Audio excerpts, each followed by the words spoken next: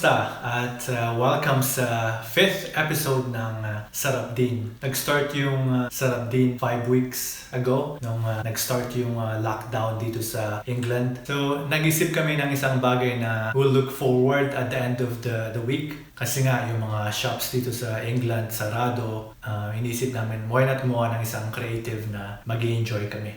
Ngayong linggo, gagawa tayo ng special na leche flan. Magba-Valentine's na. May naisip na ba kayong regalo or pwedeng gawin sa inyong loved ones, sa asawa, kaibigan, or kung single ka, pwede mong gawin para sa sarili mo, even better? Kailangan natin gumamit ng 8 na itlog. So yung ginagawa ko ngayon, separate ko yung egg white tsaka egg yolk. So kailangan natin ng 4 na mayroong egg yolk tsaka egg white, tsaka yung last remaining na 4, dapat egg yolk lang siya. So ito yung ginagawa ko para mag-separate yung egg white tsaka egg yolk. Sabihin nyo sa akin kung may mas madaling trick na pwedeng gamitin. Ngayon na separate na at ready na yung ating mga itlog, kailangan natin i-beat siya. Ngayon yung next na step, paghaluin natin yung iba pang ingredients natin. Sa separate na bowl, ilalagay natin yung ating gatas, ang ating condensed milk, evaporated milk, ating vanilla, asukal, at pinch ng asin. At sa parehong bowl, ilalagay natin yung cream cheese natin. Ito yung kaibahan ng leche flan natin. May kasama siyang cream cheese. Ngayong nahalo na natin yung mga ingredients natin, kailangan natin i-whisk siya.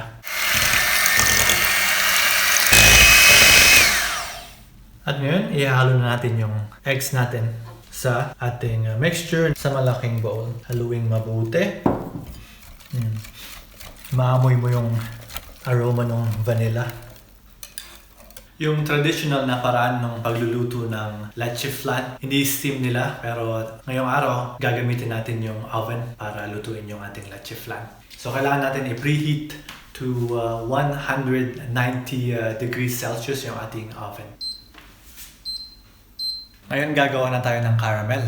Ilagay lang natin yung asukal sa mainit na pan at hintayin natin matunaw at mag-caramelize yung ating asukal.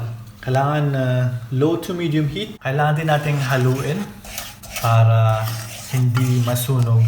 Kung mapapansin nyo, medyo natutunan na yung ating asukal.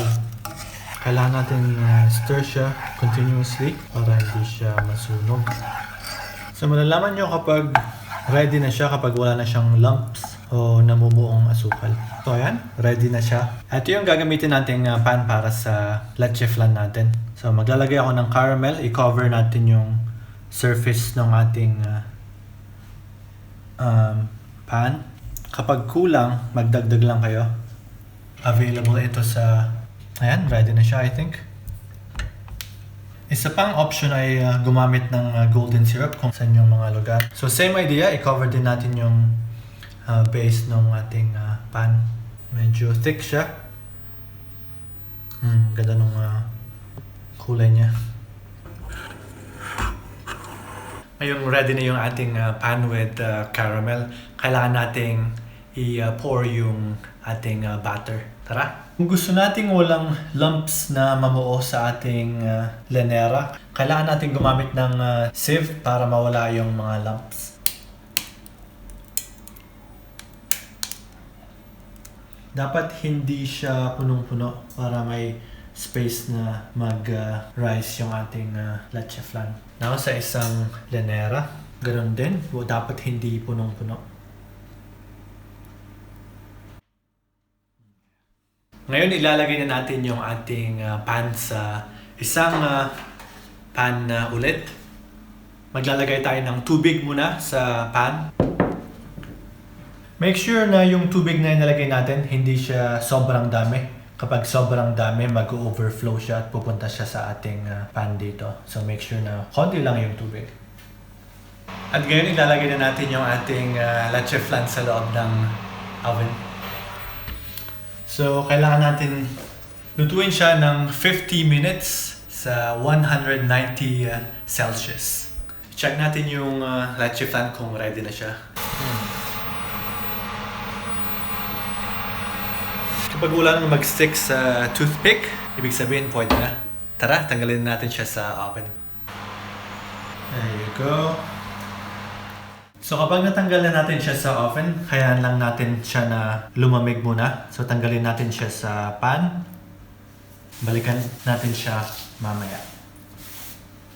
Ngayon na malamig na yung ating leche flan, kailangan na natin siyang baliktarin at ilagay sa plato. Para hindi mag-stick yung edges ng ating leche flan, kailangan natin na i-run yung kutsilyo sa gilid. So ilalagay natin ngayon yung plato sa taas ng pan. So ready na ba kayo? 1, 2, 3.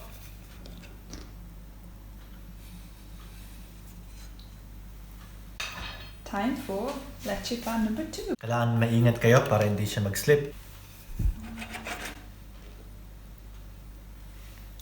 There you go.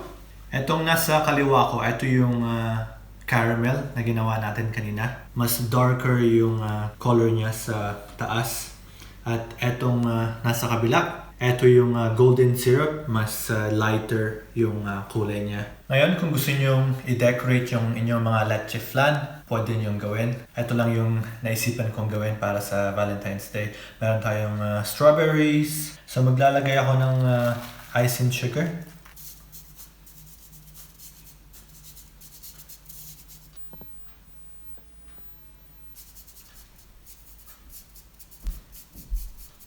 Ngayon, ikakat na natin siya para tikman.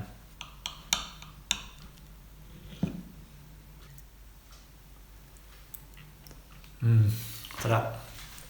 Highly recommend na gumawa kayo ng leche flan para sa loved ones nyo ngayong Valentine's. Happy Valentine's Day sa lahat. Sana ma-enjoy nyo yung special day na ito. Kung mayroon kayong mga requests na dishes, mag-send lang kayo ng comment down below. Salamat ulit sa panonood ng episode natin this week. Ayan, ang ating special na leche flan para sa Valentine's Day. Paalam!